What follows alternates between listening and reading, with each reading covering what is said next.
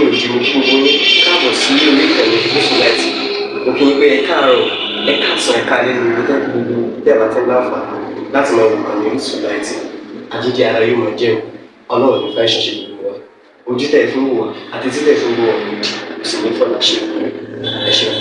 Orísun TV #1 Islamic channel jẹ́ ìkànnì tí ó wà fún oríṣiríṣi wáàsí àti ọ̀rọ̀ ẹ̀sìn látọ̀dọ̀ ọ̀pọ̀lọpọ̀ àwọn àfáà ńláńlá jàǹkàjàǹkà tí wọ́n mọ̀ máa ṣàlàyé ọ̀rọ̀ nípa ẹ̀sìn wa. Ní báyìí, ẹ bá mi subscribe sórí Orísun TV kí ẹ̀yin máa jẹ́ ọ̀pọ̀lọpọ̀ gbádùn àwọn fídíò táwọn fi síbẹ̀ lónìí ọ̀rọ̀. Ẹ bá mi like kí ẹ sì bá mi subscribe, ẹ bá mi share kí ẹ bá mi comment sórí àwọn fídíò ìṣẹ̀lẹ̀ ẹ̀ẹ́dẹ̀ẹ́dẹ̀ sí. Bismillahirrahmanirrahim. Àwọn ẹgbẹ́ Ṣíà ńlá kàkà wọ́n ń gbìyànjú, wọ́n ń lo gbogbo agbára àti ipá láti gbé ẹ̀sìn wọn tó jẹ́ ẹ̀sìn Ṣíà borí Islam.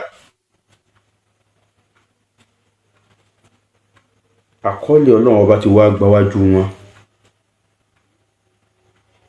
Kí lọ́lọ́run wí? Ọlọ́run ọba ní a'udhu billahi minash shaitanir rajim. Huwa alladhi arsala rasulahu. Ọba tẹ́mi ń ròyìn fún yín, òun lọba tó rán òjíṣẹ́ rẹ̀ níṣẹ́ bil huda, pẹ̀lú ìmọ̀nà ọ̀hún lálùkùránì, wa dinil haqqi, àti ẹ̀sìn òdodo. Kí ló jó ṣe yìí? Li yuzhirahu ala dini kullihi, nítorí kí ó lè ṣàfihàn Islam, kí Islam wà lókè gbogbo ẹ̀sìn. Wa kafa billahi shahida. Àyà tó lálàáfíà ni ìbẹ̀nú al-Qur'an. Èyí fi wá lọ́kàn balẹ̀, ó jẹ́ àmà pé gbogbo bó ti wù kí wàhálà àwọn ẹlẹ́sìn Ṣíà ọ̀pọ̀ tó, àbí làkàkà wọn kò lè tún irun ẹyọ kan nínú Islam, kò lè mì Islam. Wa ja'ala kalimata alladhina kafaru sufla wa kalimatullahi hiya al-ulya. Gbogbo yìí táwa ń ṣe yìí, à ń ṣe káwa náà ò lè gbà ládàá, kálákọọ́lẹ̀ rí wájú Ọlọ́run. Bọ́lọ́run bá ṣe rí bómi tó lè gbà tijú wa, ó lè wẹ́yọ ọ̀kan ìfi tijú wa. Wọ́n fẹ́ dẹ̀sìn Ọlọ́run ọba rú, wọ́n fẹ́ gbé ẹ̀sìn Ṣíà borí Islam, a sì sọ pé kò sí ní tó jọ. Ládàá la fẹ́ gbà. Àìpẹ́ yìí ni a sọ̀rọ̀ lórí ọ̀kan náà àwọn ọmọ ẹgbẹ́ Ṣíà tó yarí, tó ní gbogbo tá à ń sọ yìí òun ò sẹ̀mọ́ tó ń fẹ́ sọ lórí ẹ̀ mọ́, ẹ̀já dá sógun ni ká mọ̀ wá lóra wa káàkiri náà. Gbérin ń ò gbérin, ewu tí ṣòkòtò bàbá rẹ ló wọ̀ wóde. Kí ló dìjànú eléyìí ní ìsìn? Sọ̀rọ̀ mímọ̀, sọ̀rọ̀ kéwú, bẹ́ẹ̀ máa pariwo pé ìmọ̀ wà, kíní kan wà, kíní kan wà. Àwọn èèyàn ń jáde sórí afẹ́fẹ́, wọ́n ń sọ̀rọ̀ mà. Wọ́n náà sọ tiẹ̀, kí n fìtínà pẹ̀lú ogun. Láìpẹ́ yìí, kò tí ì pẹ́ náà, lọ́kàn náà àwọn ọmọ ẹgbẹ́ Ṣíà òun ṣe kéré pọ̀ntì ẹ̀. Níbẹ̀ tí ń wo mi, níbẹ̀ tí ń wo òun, bábo òun kì í ṣẹgbẹ́ sàábé. Ọ̀kan náà àwọn tán wá jọ ọmọ Fẹ́mi, ọmọ kéwú, òun rí, ó wá bí mi lánàá pé òun mọ̀ rẹ́ nìkan tó ní bàbá òun ju sàábé lọ. Mo ní òfin ẹgbẹ́ wọn lè sọ̀rọ̀, kì í sọ̀rọ̀ Islam. Nínú Islam, nínú ẹ̀sìn, kò sẹ́ni tó tó sàábé. Lẹ́yìn àwọn ànábì Ọlọ́run ọba, àwọn sàábé ló tẹ̀lé kù. Aṣíwájú àwọn sàábé Abubakar ni. Ọmọ bá ní ẹ̀rú bá wọn, ìmọ̀jẹ̀rú bá ọ. Òfin ẹgbẹ́ tí wọ́n dálẹ̀, gbogbo ẹgbẹ́ kọ̀ọ̀kan ló lófin tiẹ̀.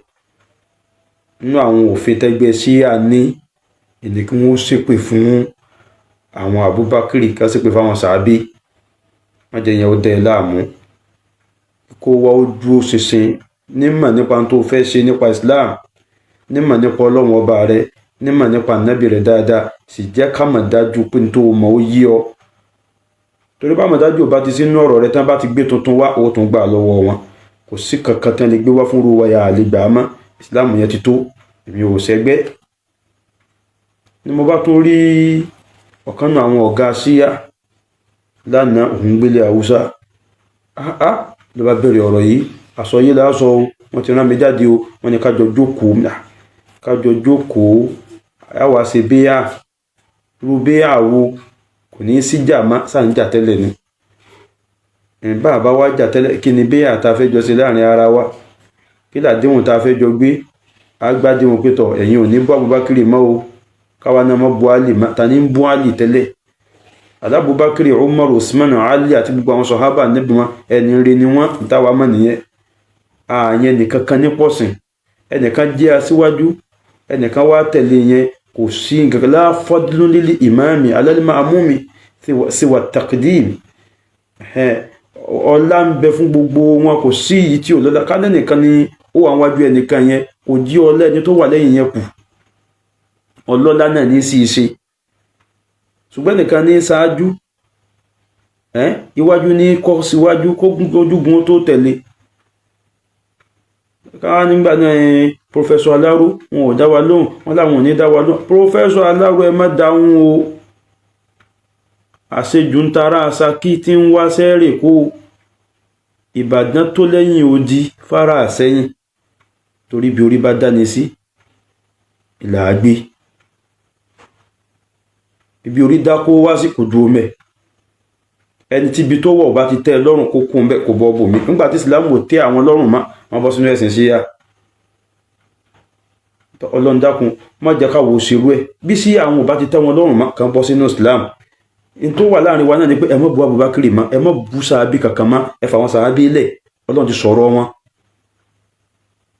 Ọ̀rọ̀ àwọn sàhábà yìí náà Ọlọ́run bá ń sọ nínú Al-Qur'an tó ní wa ma lakum alla tunfiqu fillah walillahi mirathu samawati wal ardi wa la yastawi minkum, kò sí fi wéra wọn láàrin yìí.